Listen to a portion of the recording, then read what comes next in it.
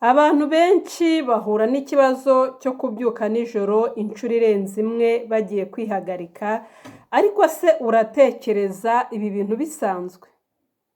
Iyo ubyuka nijoro akenshi ibitotsi birangirika ntusinzire uko byagakwiriye, ariho kano kanya usanga abantu birirwana umunaniro, abandi bakirirwa batameze neza kubera iyo mpamvu.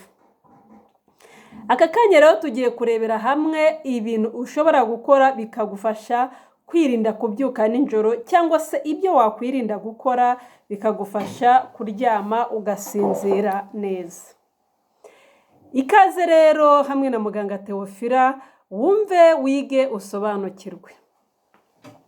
Reka dutangire dusobanura ese ubundi niki kiba cyabaye mu mubiri kugira ngo umuntu abyuke inshuro nyinshi. Umubiri wacu ufite umusemburo cyangwa se ufite uburyo karemano ukoramo inkari cyangwa ugenzura uburyo abantu bajya kwihagarika. Hari umusemburo witwa rero ADH, ariwo antidiuretic hormone. Uno musemburo ufasha impyiko kugumana amazi mu mubiri. Nijoro rero iyi ADH iriyongera bigatuma impyiko zikora inkari nkeya kurusha ku manywa. Birumvikana rero ko umuntu ufite ikibazo kuri uwo musemburo aba agomba kujya kwihagarika inshuro nyinshi. Niyo mpamvu ujya ubona abantu bamwe bashaka kuryama bugacya batagiye hanze, abandi ugasanga babyuka inshuro nyinshi. Ariko kandi hari ibintu bishobora gutuma umuntu akora cyangwa se umubiri ukora inkari nyinshi nijoro. Urugero nko kunywa amazi menshi, kunywa ibinyobwa byinshi mbere yo kuryama, kunywa ikawa cyangwa se kunywa inzoga nyinshi. Ikindi kandi hari igihe atari ikibazo cy'uko umubiri uri gukora inkari nyinshi, ahubwo ari ikibazo cy'ubundi burwayi ufite, nabyo turabirebaho. Kubyuka kenshi rero nijoro kandi uba ubizi ko bishobora kuba bifitanye isano n'indwara zitandukanye. Hari abantu baba barwaye diyabete, hari abantu baba barwaye ama-infection yo mu nkari, hari abantu barwaye bafite ibibazo bya prostate, hari abantu bafite indwara z'umutima cyangwa se indwara z'impyiko. Ibi bigatuma babyuka nijoro, ariko umuntu akabifata nk'aho ari ibisanzwe, ntabihereza agaciro, bikaba byatuma azajya kubyitaho yaramaze kuremba. Murambabwira rero ngo igihe ukibona ibimenyetso hakiri kare hita unyarukira kwa muganga umenye ibyo ari byo. Hari indwara ziza zikajya ku mubiri zitababaza, zitakurya, ariko iyo zigeze ku kigero cyo kukurya, izo ndwara biba bigoye ko bazivura ngo zikire.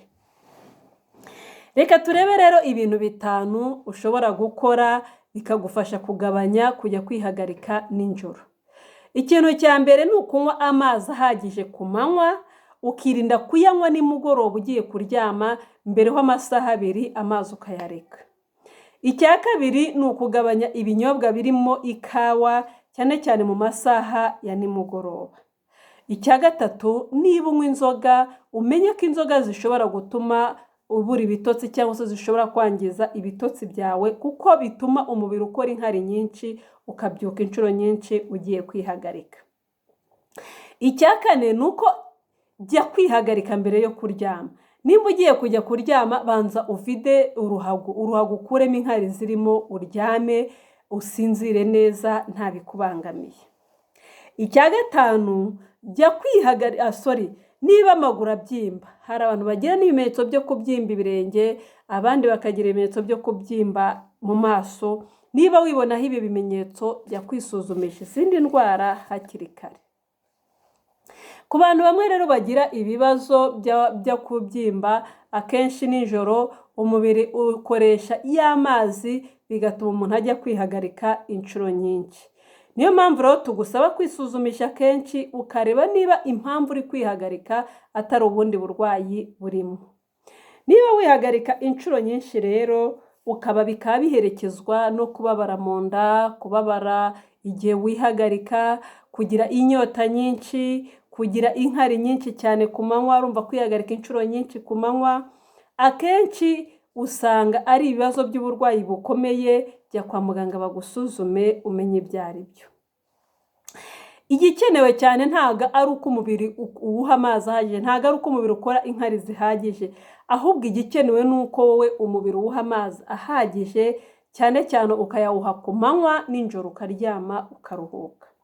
Wibuke ko gusinzira ari igice cy'ingenzi cy'ubuzima.